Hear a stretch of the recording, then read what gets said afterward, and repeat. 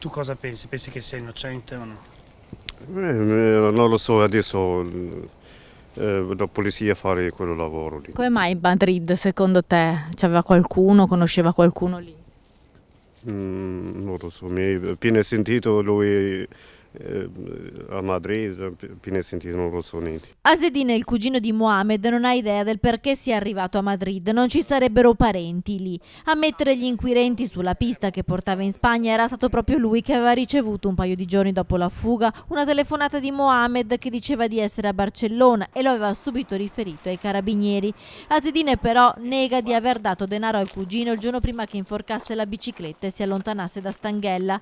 La notizia dell'arresto di Mohamed per lui rappresenta la speranza finalmente di conoscere la verità sulla scomparsa di Samira. Quando lui ha fatto qualcosa anche per la moglie, vuole venire qua, mi dice dove è la moglie.